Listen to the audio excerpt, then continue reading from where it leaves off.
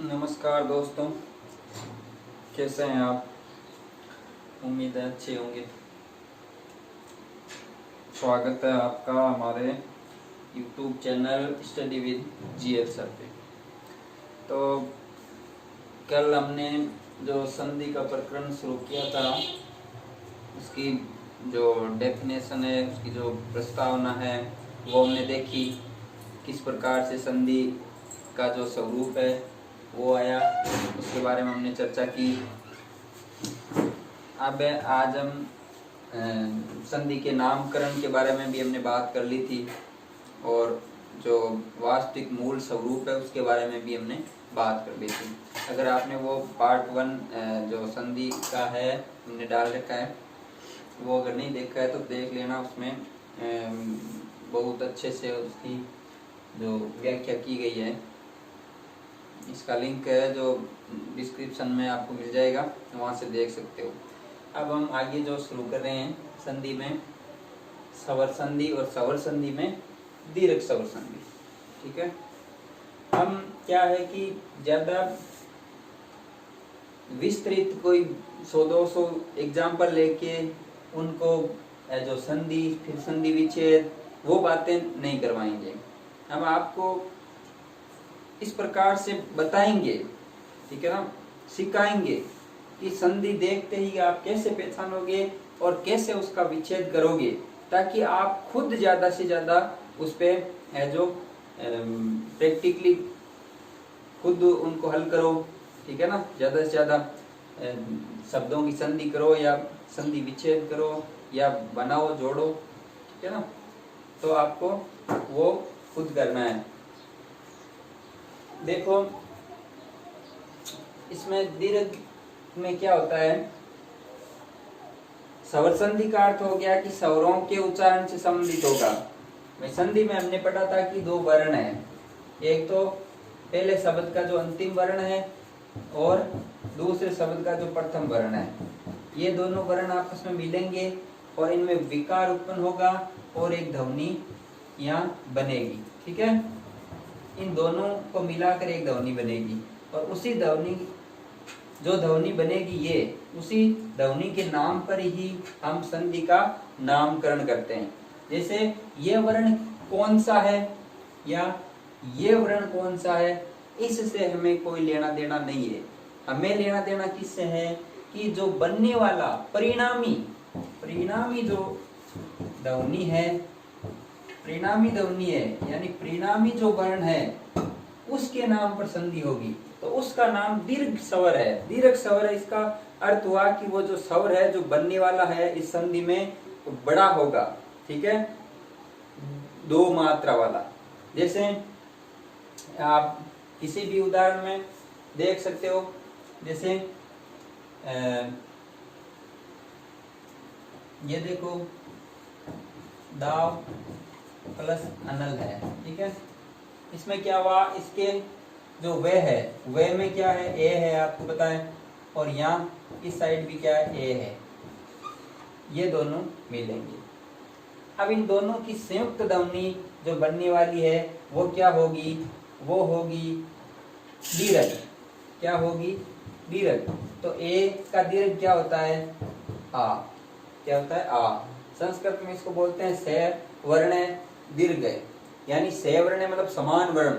इसमें क्या होगा, दीर्घ में 2 समान वर्ण मिलेंगे और परिणाम क्या आएगा, दीर्घ, यानी बड़ा हो जाएगा, तभी इसका नाम क्या हुआ, दीर्घ स्वर संधि।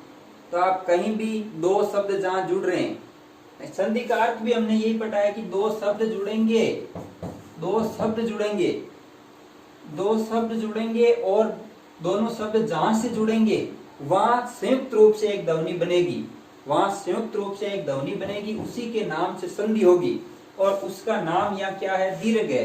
दीर्घ का अर्थ क्या हुआ, जैसे मूल स्वर, जो मूल स्वर है तो हम बोलते हैं ह्रस्व स्वर है, वो हिंदी में क्या है, ए, ई और ऊ, यह है। ठीक है, अब क्या होगा कि ये स्वर जब सेम स्वर मिलेंगे आपस में, से वर्ण है दीर्घ, मतलब समान वर्ण मिलेंगे जब, तो इसका परिणाम क्या होगा कि ये दीर्घ हो जाएगा। जैसे ए का दीर्घ क्या होता है, ए का दीर्घ होता है आ, ई का दीर्घ क्या होता है बड़ी ई, ऊ का दीर्घ क्या होता है बड़ा ऊ। ये अगर परिणाम आएगा यहाँ, ठीक है ना, बड़ा आ, ई और ऊ, तो हम कहेंगे कि यहाँ दीर्घ स्वर संधि है। जैसे देखो आप, यह है, इस शब्द में हमें क्या देखना है, जहां से शब्द जुड़ा था वहां अगर ध्वनि दीर्घ है तो हम कहेंगे कि ये दीर्घ संधि है। जैसे देखो दावानल है, अगर आपको पता है कि शब्द कहाँ जुड़ा है, तो देखो दावनल, दावनल, दाव अलग है, अनल अलग है, ये दोनों यहाँ जुड़े हैं, तभी तो ये ध्वनि दीर्घ हुई है। आ की मात्रा आ रही है ना, आ तो दीर्घ का परिणाम है। परिणाम क्या होगा, आ होगा या बड़ी ई होगी या बड़ा ऊ होगा, तब दीर्घ संधि होगी अपने आप। तीन शब्द है ये, जो तीन वर्ण है, शब्द क्या तीन वर्ण है, यही दीर्घ संधि का परिणाम है। दीर्घ संधि यही मतलब कहलाते हैं, मतलब दीर्घ संधि इन्हीं से होती है, इन्हीं के नाम से जानी जाती है, तभी नाम दीर्घ संधि है। जैसे पराधीन, परा, ये जहां से शब्द जुड़ रहा है वहां आ की मात्रा आ रही है। परमार्थ यानी परमार्थ, यानी यहां से जो शब्द जुड़ा था, कहां जुड़ा था, यहां जुड़ा था और यहां आ बन गया। मध्यावकाश, अब देखो मध्यावकाश, यहाँ अवकाश अवकाश था और यहाँ मध्य, यानी जुड़ा कहाँ, यहाँ दीर्घ हो रहा है ना। रसानुभूति, रसानुभूति, ठीक है ना, रसा मतलब रस प्लस अनुभूति यानी बड़ा कहाँ है। अब आप पूरे में देख सकते हो, पूरे शब्द में देख सकते हो, जैसे बड़ा कहाँ है, रे है, छोटा है, सा है, यहाँ क्या है, आ की ध्वनि है, यहाँ छोटे ऊ की है, छोटे ऊ से हमें कुछ लेना देना नहीं है, यहाँ है बड़े की। अब यहाँ आप समझ सकते हो कि होगा, लेकिन रसानुभू, फिर उति, ये तो कोई शब्द है नहीं। आपको पता है दो शब्द सार्थक होने चाहिए तभी तो संधि होती है, दो शब्द जुड़ते हैं, तो आपको पता है यहाँ से तो टूट नहीं सकता, और ये तो वैसे भी छोटी है, तो अब कहाँ से टूटेगा, यहीं से टूटेगा। तो संधि अपने आप बता रहा है शब्द, हमें कुछ करने की आवश्यकता नहीं है, केवल ये जानने की आवश्यकता है कि दीर्घ संधि क्या होती है। दीर्घ संधि बड़ा आ, बड़ी ई और बड़ी ई, यही है दीर्घ संधि। जिनका परिणाम आ, ई और ऊ है वही दीर्घ संधि है। जैसे अब इन सब की हम संधि करेंगे, देखिए अब हम देखो एक एक की संधि करेंगे। देखो दावानल, यानी बड़ा कहाँ है, यही देख सकते हो आप कि बड़ा या तो दा है या वाह है, बाकी तो है नहीं। अब दा से दे प्लस अवानल, ये तो कोई शब्द हुआ नहीं। इतना तो आप जानते हो, जब हिंदी पढ़ रहे हो तो इतना आपको जरूर पता होगा कि शब्द कहाँ से टूट रहा है। भाई दो शब्द जुड़े थे तभी एक संयुक्त शब्द बना था, तो कहाँ से जुड़ा था वो पता होना चाहिए। बस करना क्या है, समान स्वर करना है, दोनों तरफ समान वर्ण आएगा। और अब संधि करोगे तो देखो तरीका, देखो जब संधि करोगे तो क्या होगा, इस साइड में जहां से आप शब्द को तोड़ोगे वहां क्या होगा, दोनों तरफ समान वर्ण होगा, समान वर्ण होगा, ठीक है नहीं। जैसे हमें तभी तो हम इसको सेवर्ण दीर्घ बोलते हैं, ठीक है ना। सेवर्ण मतलब समान वर्णों से जो दीर्घ बन जाता है, दावानल। अब देखो इसमें होगा दाव प्लस अनल, जंगल की अग्नि होती है, दाव यानी जंगल। अब देखो प्राधीन, इसमें आपको पता है दो ही जगह बड़ा शब्द आया, या तो या रा या धी। अब देखो प्राध, प्राध प्लस इन, ये कोई शब्द नहीं हुआ तो शब्द यहीं से टूटेगा। प्र प्लस अधीन, ए दोनों तरफ आ रहा है, ए दोनों तरफ आ रहा है, यहाँ ए और आ भी हो सकता है, आ और ए भी हो सकता है, यानी होगा यही। परमार्थ कहां से टूटेगा, केवल यही बड़ा है और कहीं बड़ा है ही नहीं। पहली बात तो आपको सीधा ही पकड़ने में मिल जाएगा कि बड़ा कहाँ है, और वहीं से आप शब्द को तोड़ लोगे, ठीक है ना। परमार्थ तो क्या होगा, परम प्लस अर्थ। इसमें देखो मध्यावकाश, तो मध्य प्लस अवकाश, इसमें देखो रस प्लस अनुभूति, रस प्लस अनुभूति, राष्ट्राध्यक्ष बड़ा कहाँ है, रा है एक तो, अब रा से शब्द क्या टूटेगा, रे प्लस अष्ट्राध्यक्ष तो हो नहीं सकता, तो ये होगा राष्ट्र और अध्यक्ष, राष्ट्र प्लस अध्यक्ष, यानी आप खुद को पता चल रहा है। उम्मीद है, आशा करते हैं कि आपको खुद पता चलने लग गया होगा कि किस तरीके से शब्द को तोड़ना है। आप खुद ज्यादा से ज्यादा प्रयास करोगे, ज्यादा से ज्यादा एग्जाम्पल लोगे, हम तो केवल थोड़े बहुत एग्जाम्पलों के थ्रू आपको बता रहे हैं कि कहाँ से कैसे संधि करनी है और कहाँ से वापिस शब्दों को जोड़ना है या विच्छेद करना है, इन बातों को केवल समझा रहे हैं। ठीक है, कंटक का किरण, ठीक है ना। अब शब्द कहाँ से टूट रहा है, कंटक प्लस आकिरण,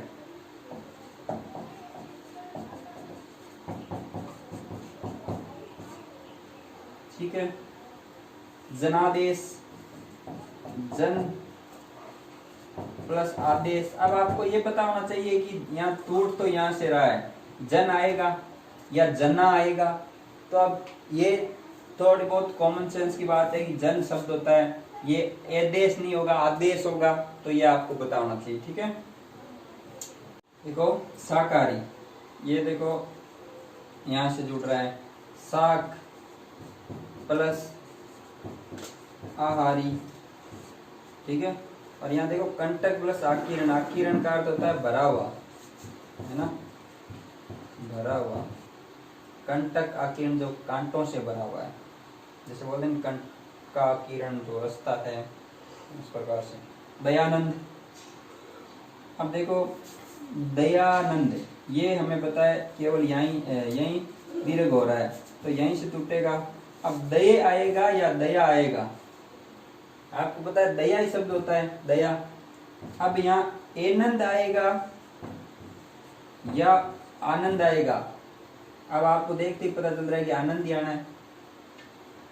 प्राप्ति इच्छा, यानी प्राप्त करने की जो इच्छा है, प्राप्ति प्लस इच्छा। रविंद्र, बड़ा कहाँ हो रहा है, यहाँ हो रहा है, तो रवि प्लस इंद्र, इंद्र, ठीक है। अब देखो कविंद्र, इसमें भी बड़ा यही हुआ है, इसका मतलब दीर्घ संधि है, कवि प्लस इंद्र। अब जो ई वाले है ना, छोटी ई बड़ी ई वाले, ये 10-15 शब्द आपको देख लेने चाहिए, ताकि वो शुद्ध वाले में और काफी जगह हिंदी में आपके काम आते हैं, और ये थोड़े ही होते हैं। जैसे देखो आप छोटी को नहीं देखोगे क्योंकि ज्यादातर छोटी ई वाले हैं, तो बड़ी को 1-2 को याद कर सकते हो, जैसे नारी है, वधु है, ठीक है ना, उर्मी है, ईश्वर है, इनमें हमेशा क्या है कि बड़ी ई आती है। जैसे चम्मू है, इनमें बड़ा ऊ आता है, सरयू है, ठीक है। इस प्रकार से भू है, इसमें जो बड़ा ऊ आता है, इस प्रकार से आपको पता होना चाहिए। परीक्षा, अभिक्षा, इसमें बड़ी ई आती है, इक्षा। हरीश,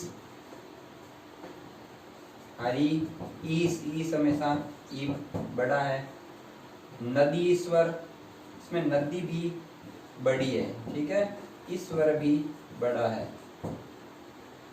देखो इन शब्दों में तो एकदम आपको तुरंत ही दिख रहा है कि दीर्घ संधि है, क्योंकि एक शब्द दीर्घ हो रहा है, ठीक है। चमूत्सा, चमू बड़ा होता है, ठीक है, उत्साह में वो छोटा आता है। सरयू उर्मी, इसमें जो सरयू है ये बड़ा होगा, ठीक है, और उर्मी भी बड़ा होगा, ठीक है, सरयू उर्मी। अब आप इनको जोड़ोगे, जोड़ना तो बिल्कुल आसान है, अंत्य अक्षरी। कुल मिलाकर हमें क्या करना है, पता चल गया कि दीर्घ संधि है, तो अब जोड़कर बड़ा बनाना है। दीर्घ का मतलब बड़ा, जिसका परिणाम क्या हो, या तो आ हो, या बड़ी ई हो, या बड़ा ऊ हो, ये आना चाहिए, चाहे दोनों साइडों में कुछ भी है। ये है तो हमें या करना है, चाहे इस साइड आ हो चाहे ए हो, उससे कोई लेना देना नहीं। तो क्या करेंगे, अंत्य, इसको ए को इसमें मिला दिया, अंत्या सरी, ठीक है। अब ए यहाँ जन, ए जना कर दो, अर्धन यानी पीड़ा, ठीक है ना। तथ्य अन्वेषण, तथ्य ये है, ये के आगे ए है तो या कर दो, क्या कर दो, तथ्या, ठीक है। और बाकी का सेम टू सेम लिखना है, कोई अंतर नहीं है। जल, अब देखो इस साइड में मैंने कहा कि ए हो चाहे आ हो, आपको क्या करना है, ला करना है, तो जला, और आगे का जो शब्द है उसको सेम लिख दो, जला से। नदी ईश्वर, देखो नदी आपको बड़ी करनी है, बड़ी बनानी है, और बड़ी है तो आप ई यहाँ मिलाते, ये तो बड़ी की बड़ी है, उसमें आप क्या करोगे, ये लिखोगे नदीश्वर। फल आहार, अब आ है चाहे ये है, आप इसको ला करोगे, दीर्घ करोगे तो फला आर। अर्ध ए है, आ हो जाएगा, अर्धा, और ये ने ये लग गया। भय आक्रांत, भय का भया कर दो, भया क्रांत। नारी स्वर, बड़ा करना है, बड़ी बड़ी है तो नारी स्वर। लघु उर्मी, अब ले गु, ये घ, इसको बड़ा ऊ में बदलना है, बाकी सेम। वधु, इस ऊ को यहाँ करके बड़ा वधु का वधुई, वधु, और ये बाकी लिख दो आप, ऊ नहीं लिखना है, वो तो इसमें हो गया सम्मिलित, लास, ठीक है। इस प्रकार से आपने दीर्घ संधि देखी। तो दीर्घ संधि में मुख्य बात क्या देखी कि परिणाम के आधार पर संधि का नाम होता है। तो दीर्घ का अर्थ हो गया कि जो स्वर है, पहली बात तो स्वर संधि की बात कर रहे हैं, तो हमने ये समझ लिया कि स्वरों में से ही कोई वर्ण है जो मिलेंगे और उसकी ध्वनि में परिवर्तन होगा। दूसरी बात हमने देखी कि इसका नाम दीर्घ है। दीर्घ का मतलब स्वरों के मेल से जो ध्वनि बनेगी वो दीर्घ बनेगी। तो इतना हमें पता चलता ही हमने देख लिया कि कहाँ दीर्घ बन रहा है, वहीं से शब्द को तोड़ दो, ठीक है। और अगर हमें संधि कर बनानी है, विच्छेद दिया हुआ है, ठीक है ना, तो क्या करोगे, बड़ा करना है, ठीक है ना, किसी भी वर्ण को दीर्घ करना है, बड़ा करना है, आगे चाहे कुछ भी हो, इस प्रकार से। तो उम्मीद है आपको समझ आई होगी। अब हम आगे का पाठ देखते हैं, गुण संधि, गुण स्वर संधि। देखो स्वर है वो तो आपको बताइए कि स्वरों के बीच संधि होगी, लेकिन गुण स्वर हम ए और ओ, इन दोनों को गुण स्वर के नाम से जानते हैं, ठीक है ना। ये है गुण स्वर। तो ये बात आपको पहले से ही पता है, 2-3 बार बता दी गई है कि संधि का जो नाम है वो जो ध्वनि, परिणामी ध्वनि होती है, ठीक है ना, उसी के अनुसार हमने संधि का नाम रखा है। तो इसकी परिणामी ध्वनि क्या होगी, ए या ओ, ठीक है। यानी दो वर्णों में विकार होने के बाद, परिवर्तन होने के बाद जो नया वर्ण बनेगा वो ए या ओ बनेगा, ठीक है। अब एक जो स्वर री है, जिसकी बात हम संस्कृत में करते हैं, लेकिन हिंदी में भी वो प्रचलित है, ठीक है ना, क्योंकि काफी शब्द उसके भी उपयोग में आ रहे हैं अभी, तो हम उसकी भी चर्चा कर लेते हैं कि एक जो इस संधि में होगा हर होगा, ठीक है। एक बार इसको आप छोड़ो, ठीक है। ये देखो कि गुण किसका परिणाम है, ए और ओ, यही गुण स्वर है। अब जिसकी ध्वनि ए और ओ हो उसमें सीधे ही गुण संधि है। ए का अर्थ क्या हुआ कि उसमें कहीं ना कहीं जैसे मान लो, ये काफी उदाहरण है, आप देख सकते हो। गजेंद्र, ए की मात्रा है ये। जे, जे कैसे बना? जे प्लस ए, तभी तो बना। तो जे, इसमें एक की आ रही है मात्रा, परिणामी ध्वनि एक की है, तो इसमें कौन सी संधि होगी? गुण संधि होगी। दे, वे, यानी एक की मात्रा है। एक की मात्रा कब होती है? जब एक लगमात लगती है। और ऐ की मात्रा कब होती है? जब किसी के दो लगमात लगती है।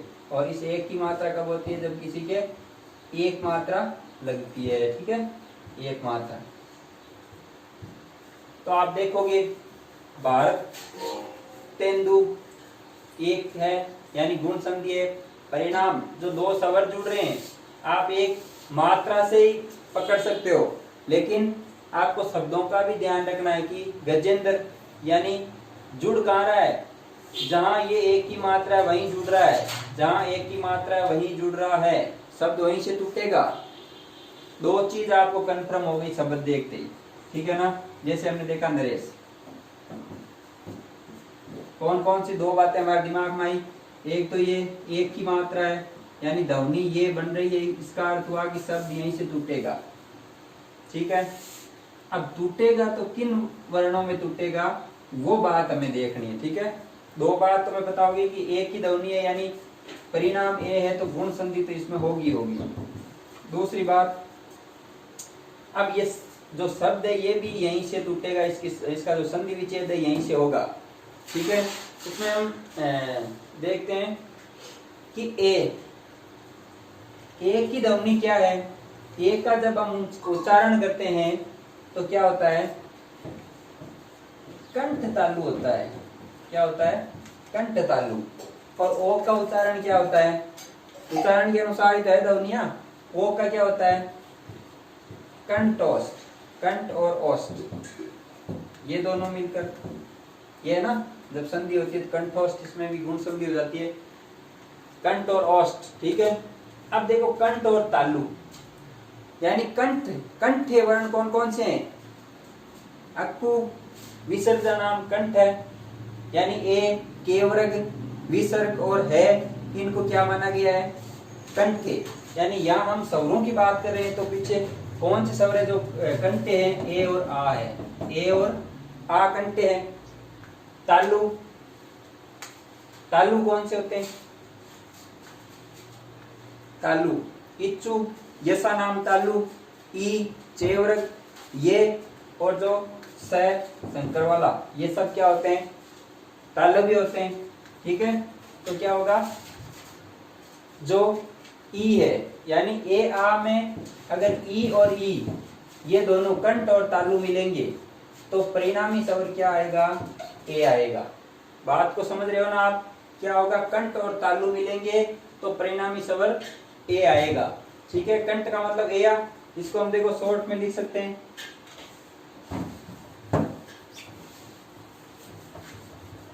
समझने के लिए। यानी ए का उच्चारण क्या है?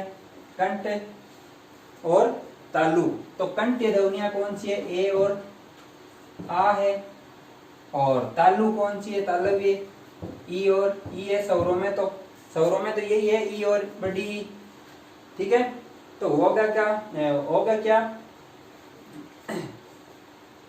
ये जो है और ये है, इनका परिणामी क्या आएगा? कंठ तालु। कंठ तालु का होता है ए, ये हो गया ए। अब देखो ओ किन से बनता है? ओ की ध्वनि क्या है? कंठ ओष्ठ है, यानी कंठ और ओष्ठ है। ये जैसे कंठ और तालु थी तो हमने मिलाकर बना ली कंठ और तालु। अब देखो कंठ प्लस ओष्ठ है, तो कंठ स्वर कौन से? ए और आ है। और इसमें क्या मिलेगा? ओष्ठ। ओष्ठ भी कौन से होते हैं? उ और उ। जब ये मिलेंगे तो क्या होगा, परिणामी ध्वनि ओ। यही तो गुण संधि है। इसमें क्या करना है, बिल्कुल इसी चीज है। अगर ए की मात्रा आ रही है तो वो इस साइड में तो ए आर में टूटेगा और इस साइड में ई में। अगर ओ की ध्वनि आ रही है तो इस साइड में ए आ, इस साइड में ऊ। ठीक है, परिणामी ये होंगे। अब री में क्या होता है कि ए आ के बाद जब री आ जाता है, इसी ए आ के बाद अगर री, तो उसमें जो ध्वनि उत्पन्न होती है वो होती है अर। क्या होती है, अर। उसके भी हम 2-4 एग्जांपल लिखेंगे, अभी लिखे हुए नहीं है, इनकी चर्चा करते हैं पहले। ठीक है, बात पूरी समझ आ गई, बात ही समझनी है, बाकी एग्जांपल तो आपको देखने हैं, आपको खुद ही संधि की पहचान करनी है देखते ही। ये शब्द है, इसमें संधि, अच्छा ए की मात्रा आ रही है, गुण संधि है। ओ की मात्रा आ रही है, अवसरोचित, इसमें गुण संधि होगी। आत्म उत्सर्ग, आत्म उत्सर्ग, ओ की मात्रा आ रही है, गुण संधि है। पुरुषोचित, ओ की मात्रा आ रही है, गुण संधि है। ऐसे देखते ही आपको पहचानना है, संधि करनी है।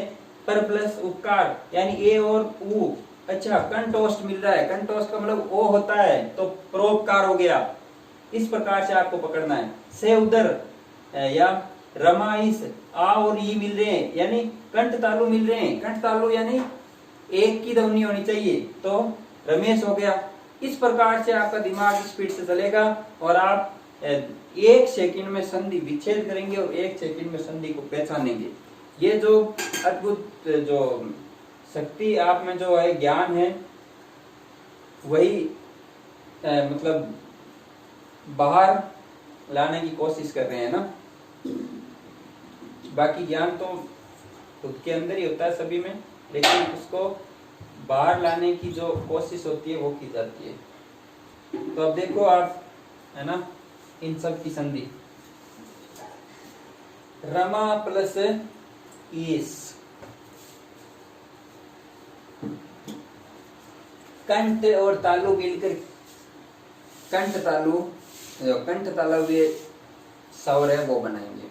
तो इसका मतलब परिणाम में क्या आया, ए। परिणाम में क्या आना चाहिए, ए आना चाहिए। ए का मतलब एक मात्रा है ना, तो रे मेस। ठीक है, ये दोनों मिल गए, इसका आ और यहाँ ई, ये दोनों मिलकर के जो परिणामी जो ध्वनि है वो एक ही भी। ठीक है, इसमें से रम लिख लिया और यहाँ से लिख लिया। देखते ही आपको पहचान में आ जाना चाहिए। ठीक है ना, जैसे गजेंद्र, आपको पता है कि एक ही परिणामी ध्वनि एक ही आ रही है, मतलब गुण संधि है। अब बदलना कैसे, बदलना है कि कंठ और तालु मिलकर ही तो बना रहे हैं, है ना। कंठ तालु, कंठ और तालु मिलकर बना रहे हैं एक ही ध्वनि, तो कंठ में ए आता है, गज। अब गज आपको पता होना चाहिए, गजा तो है नहीं, गज प्लस इंद्र। ठीक है, देवेंद्र, देव प्लस इंद्र, भारतेंदु यानी भारत प्लस इंदु, शुभेच्छा, शुभ इच्छा, यानी एक की मात्रा। एक की मात्रा मतलब कंठ प्लस तालु, यही बात आपको ध्यान में रखनी है। और कोई चीज आपको याद करने की जरूरत नहीं है कि ए आ के बाद में ये छोटी ई आएगी, फिर बड़ी ई आएगी, फिर आ आएगा, फिर ए आ के बाद में ऊ आएगा, उसका परिणाम ये होगा, नहीं। ठीक है, नरेश टूटेगा यहां से, आपको पता है एक मात्रा है, तो नर प्लस ईस। अब आपको ये पता होना चाहिए कि इसमें ई की मात्रा बड़ी होती है। परमेश्वर, तो यहां से टूटेगा, परम प्लस ईश्वर, यथेष्ट। अब देखो आप यथ प्लस जो इष्ट, इस प्रकार से बनाओगे तो आपको पता है कि यथ नहीं होता है, शब्द यथा होता है। ठीक है ना, यथा प्लस इष्ट। अवसरोचित, अवसर, मतलब ओ की मात्रा। ओ की मात्रा कैसे होगी, कंठ प्लस ओष्ठ, ओष्ठ वे ऊ होता है, तो अवसर प्लस उचित। आत्मोत्सर्ग यानी आत्म प्लस उत्सर्ग, अपने आप को जो है ना समर्पित करना। नवोदय, नव प्लस उदय, पुरुषोचित, पुरुष उचित। महोदय, अब मह तो आएगा नहीं, आपको पता है, महा प्लस उदय यानी बिल्कुल इजी है, कोई इसमें वो नहीं है कि ज्यादा हार्ड है ना, इजी है। यथोचित, यथा प्लस उचित। अब देखो कर्णवर्षी, अर की मात्रा, ठीक है ना, अर की जो ध्वनि है, अर की ध्वनि जहां आएगी वहां क्या होगा, गुण संधि। तीन ही ध्वनियां है, ए, ओ और अर। तो देखो इस शब्द को जब आप उच्चारित करते हो तो क्या होता है, कर्णवर्षी। तो इसमें जो आवाज आ रही है कर्णवर्षी, अर की आवाज आ रही है ना, जो ध्वनि आ रही है अर, तो इसमें क्या होगा, कर्ण प्लस ऋषि। देवर्षि, देव प्लस ऋषि, ये सेम हो गया। महा उत्सव, तो देखो आपको पता है कि ये कंठ और ये ओष्ठ, कंठोष्ठ होना यानी ओ की मात्रा होनी है, तो मैं हा और ये कर दी ओ की मात्रा, आगे सेम लिख लो उत्सव। अब देखो सर्वे, ओ की मात्रा लगाई तो हो गया सर्वो और तम, ठीक है। स, उ है, इसका मतलब ओ की मात्रा होगी तो से है का कर दिया ओ। अब देखो अगर आपने ओ नहीं किया, एक मात्रा लगा दी तो सह, अब आप दर लिखोगे तो ये तो आपको पता चल रहा है कोई शब्द नहीं हुआ, तो सहोदर अपने आप हो गया ना। अगर आपने भूल से कर भी दिया तो पता चल जाएगा। महा प्लस ऋषि क्या होगा, महे, महे सी, ठीक है। मानव उचित, अब वो है तो ओ की मात्रा होगी तो मान वो, बाकी लिख दो चित। पर्सन, वो है तो ओ की मात्रा होगी, बाकी लिख दो। पर वो है तो ओ की मात्रा होगी, परो, बाकी का पकार, प्रोकार। मम, ई है तो एक की मात्रा होगी तो ये एक की मात्रा, बाकी लिख दो तर। एकदम इजी है, देखो कर कुछ नहीं रहे हैं हम, अपने आप ये जो बता रहे हैं कि भाई कंठ और तालु मिलकर क्या बनाएंगे, एक की मात्रा। तो ये गे में ए है ना, यो गे, ई मतलब एक की मात्रा, बाकी लिख दो इंद्र, ये लिख दिया।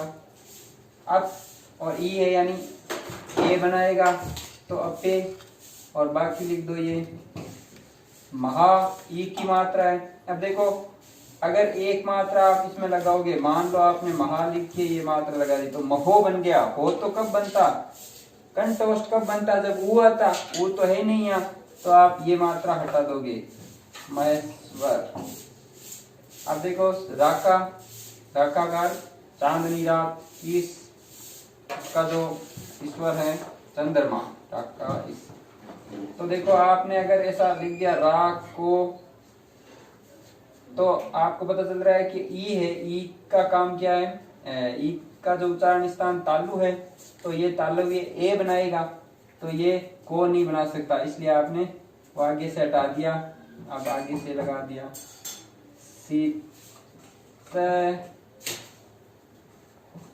तू अर, तो तर है ना, इसके बाद ते के बाद अर बना दिया, सितर तू।